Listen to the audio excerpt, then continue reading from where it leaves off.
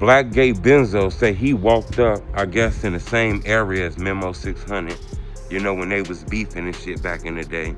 And he actually took his gun, you know, like on some mob shit, said, man, this your gun?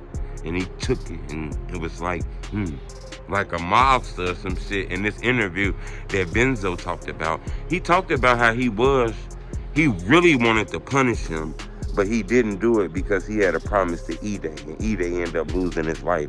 Hit the like button. We're gonna talk about this because this story, it started twisting and turning because Memo 600 seen that.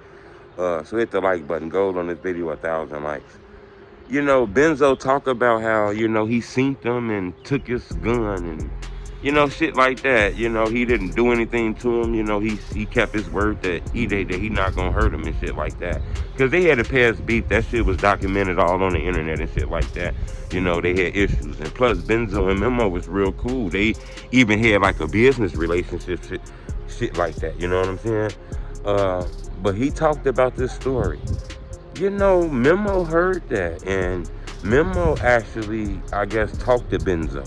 You know, instead of telling us, Memo 600 leaked some DMs that they had that I guess kind of showed that maybe, you know, Benzzoe made this story up for the clout. You know, he did this shit to grow his name because he was on the platform and shit like that. And he used Memo name because using Memo name it gained you momentum and shit like that.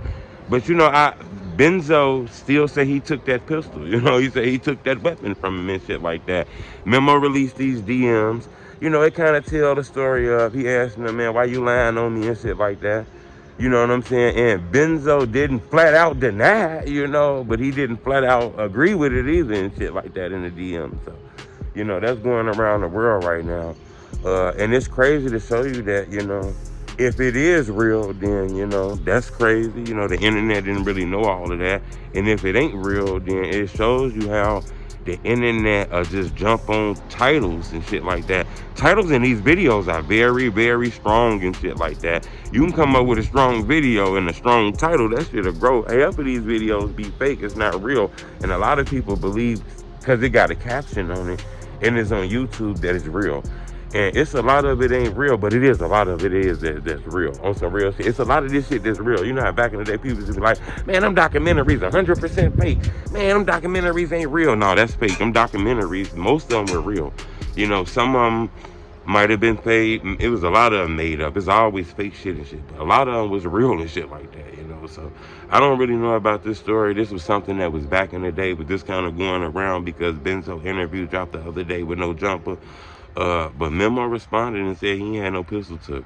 Y'all see the DM. What y'all think about this, man? Do y'all think this internet shit be crazy? You can just make up a story on somebody, say back in the day you took their gun, jumped off a top roof and beat their ass? Or do you think, you know what I'm saying, hey, this the internet and motherfuckers gonna tell on the shit that happened in the hood and you can't deny it?